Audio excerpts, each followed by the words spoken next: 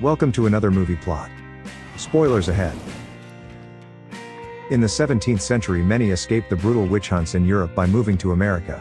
With an ability they call the power, families of those hunted formed a covenant to keep them safe for the past 300 years.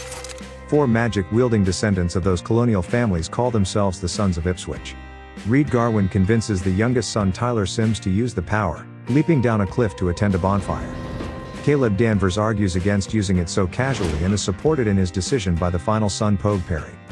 Also attending the party is transfer student Sarah Wenham, being introduced to the other students by Pogue's girlfriend Kate Tunney. Caleb and Sarah hit it off the very first time they meet, when the Sons are suddenly approached by Aaron Abbott and some of his boys looking to start trouble. Before anything kicks off, a new student at Spencer Academy named Chase Collins steps in to calm the situation, but Reed uses the power to cause one of Aaron's friends to puke on him. The party is cut short when cops arrive and the students all scatter into the woods, with Caleb thanking the new kid for his help. Pogue suggests that Sarah is into Caleb, which makes Reed begin to act jealous, so when her car won't start he volunteers to get it working. Once again against Caleb's wishes, Reed uses the power and impresses Sarah by starting her engine. The Sons take off in their vehicle and begin to get chased by the police, but with Caleb agreeing that he doesn't want to get caught they refuse to stop. The 4 approach a cliff and combine their abilities to levitate the vehicle off the edge of it, dropping back down behind the officers and taking off again, escaping the police as they stand there confused. They report the flying Hummer incident but are just assumed to have been mistaken, before coming across a passed out student having not left the party. The police smash the car window to find that the student is dead. Everyone arrives back at the dorms where Chase and Kate flirt for a little before going to bed. Caleb gets dropped off by Pogue at the Danvers Manor, where his alcoholic mother Evelyn waits up for him, worrying about his upcoming 18th birthday. The Sons of Ipswich have their powers manifest on their 13th birthday, and have been growing stronger until they ascend at the age of 18 when they will increase 1,000-fold. Caleb's father assured his mother that he wouldn't become addicted to the power but did, which led to premature aging and his early death. Which is the reason why Caleb dislikes the others using their powers so much. Kate tells Sarah about her new crush Caleb, that he could stay in the dorms and party with the rest of them but chooses to look after his depressed mother.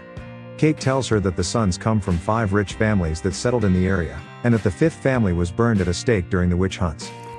Not long into Sarah's shower, the light bulb smashes, leaving the bathroom in darkness. Sarah looks around the place but begins to get stalked by a paranormal entity, spooking her then watching her as she leaves. Before getting back to her room she bumps into Reed, who insists that he only just got back from the party and checks out the bathroom to find it empty. The next day Caleb is driving while talking on the phone with Pogue, and accuses Reed of causing all the problems since it's always him, then sees a malicious omen sent to him called a Darkling, before crashing head-on with a truck and putting himself back together with the power. While picking up supplies for his caretaker at the chemist, Caleb runs into Kate. Then Sarah. Then Chase. So Caleb takes the new girl to show her around while he runs errands, and drives out to the original Ipswich colony to visit his family's first house. After the vision-impaired caretaker takes a shot at them, he recognizes Caleb, who goes in alone to drop off medication. He asks the caretaker Gorman if the old man needs anything else before leaving. The two head to Nikki's local bar and meet up with the rest of their friends, where Chase begins to act confrontational towards Pogue after having spent the day with his girlfriend Kate. The Sons are all in one place, where Reed frivolously throws away years of his life playing What Color Are Her Underwear, a game in which he loses his money to Pogue. Caleb and Sarah begin to dance and enjoy their night, while Reed uses the power to win his money back from Aaron. When a fight begins to break out involving Reed and Tyler, Caleb and Pogue go outside to back them up, but Nicky and his baseball bat split the rowdy kids up. Now! The eldest of the Warlocks confronts Reed about overusing the power, but Reed tries to use it on his fellow Warlock. Being the closest son to 18 years, Caleb easily throws Reed around, deflecting anything he throws back at him and driving his point home, that overusing the power will cause him to die when he ascends. After all the fighting, Reed still angrily denies the accusation that he was watching Sarah in the shower. Caleb drives Sarah home and gets a kiss, but that night while sleeping, a spider climbs onto her and inside her ear.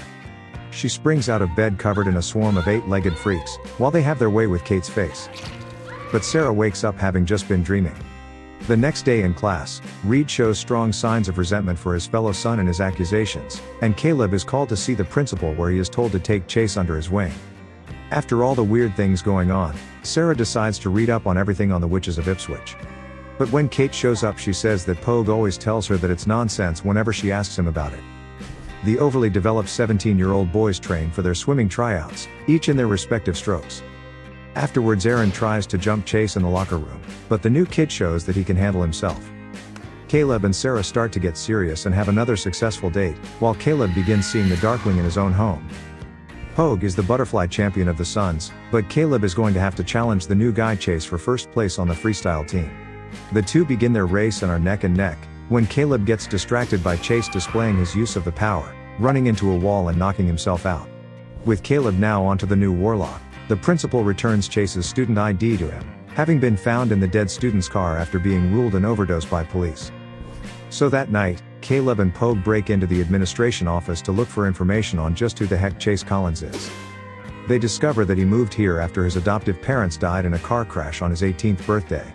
Then they hear a security guard coming and use the power to Leviosa above him, almost getting caught when they drop some papers but catching them. With Caleb being the only one to remember the stories they were told as a child, he recognizes Chase's birth name of Pope as being one of the people who condemned the 5th colonial family. Gathering the sons of Ipswich together, Caleb concludes that Chase is the descendant of a bastard child of the 5th colonial family long believed to be extinct. Sarah returns home to find that Kate has gone to the infirmary feeling ill, and has since broken out in hives all over her body resembling spider bites. As the sons discuss the revelation, Sarah calls Caleb to tell him of Kate's situation, where Pogue learns that his girlfriend Kate was rendered comatose by a creation spell. Enraged, he hastily takes off on his bike to challenge Chase, but finds him standing in the middle of the road waiting for him. Oh, Miss Muffet. Pogue tries to run him down but is swiftly defeated, before being told that he is only bait for Chase to get to Caleb. Sarah gets home from the hospital and is met by her boyfriend, but after talking for some time she gets a knock at the door, from the real Caleb. Chase then traps Caleb having waited with Sarah as bait, and threatens to give her the spider treatment. The 5th son reveals that he was unaware of his magic's origin until locating his biological father, where he learned the price he will pay for his ascension. But by then it was too late, he was already addicted to using magic and couldn't stop. Wanting the painful aging process to end, Chase's biological father transferred his power to him to get revenge on the other founding families. Wanting to force all the other ascended witches to transfer him their power, Chase begins throwing Caleb around the room. Then tells him to meet him at the old barn on his 18th birthday, only then will he let Caleb's family and friends live. Caleb warns him that having more power won't save him from aging to death, but Chase ignores him and leaves after releasing Sarah from the curse. At the hospital, Pogue tells them not to face Chase, but the sons are wanting revenge and need to be calmed down by Caleb. He decides to tell Sarah the truth, and takes her to his colonial home again, where Gorman warns him against revealing the family secrets. She meets his father, a 44-year-old man that looks 1,000, having a decrepit old body from abusing magic. With Chase having the power of 2 warlocks, Sarah suggests that one of the other 3 transfer their power to Caleb so that he could fight Chase, but he refuses as it is against the Covenant Code and would cost the person offering it their life. On the night of Caleb's 18th birthday, Evelyn tells her son to ask his father to will him whatever power he has left, but Caleb doesn't want his help. He plans to challenge Chase alone, while leaving the others to wait for him at the school dance. He leaves to face Chase and has the other sons safeguard Sarah, however Chase shows up to the dance and easily kidnaps her straight out from under the 2 morons' noses. She was just here. Suddenly Chase drops in on Caleb arriving at the barn, and smashes his car up before disappearing again. Caleb runs into the old barn in pursuit and the 2 eldest sons of Ipswich confront each other. But Chase reveals a spellbound Sarah and gives Caleb an ultimatum, his power for her life. Refusing to give up the power, the 2 begin to duel, with Caleb holding his own against Chase and avoiding most of what he throws at him. But the unascended Warlock is no match for the 2-time ascension, being caught in a bunch of squigglies and getting thrown around between the barn walls. The clock finally strikes Caleb's time of birth. Happy birthday, Caleb. And he begins to ascend as Chase continues to ask for the power. Caleb bursts into a puddle of water, then reforms, then continues right where they left off. Only this time a lot faster and catching Chase by surprise. After getting a few more licks in, Caleb is inevitably defeated by the still much stronger Warlock, who catches his power and redirects it right back at Caleb. Chase, now fed up with Caleb, begins to let the barn burn with Sarah inside, and throws Caleb out into the rain. With the defeated birthday boy still not giving up, we cut to his mother. Evelyn is rushing to the old colonial home and kicks Gorman out to have a word with the dying old Warlock. She tells her husband to save Caleb, and eventually has to start begging the selfish father to think about his son for once. Caleb is already going blow for blow with Chase only housing the 1 ascended, when his father agrees to transfer him all of his power. Once the power is infused within his son, he dies, and Caleb hits Chase with a final blow, sending him backwards into the barn and engulfing him with flames. Caleb gets Sarah out of the barn, being the only thing left inside that still hasn't burned, and Kate and Pogue are freed from their curses. Firefighters arrive on the scene, and inform Caleb and Sarah that a body wasn't found inside the barn, suggesting that Chase somehow survived and escaped. The couple get into Caleb's car and he casually uses the power to fix his busted windshield, unsettling Sarah with his apparent now carefree attitude toward using magic. And the movie ends. Witchy. Thank you for watching. Subscribe for more.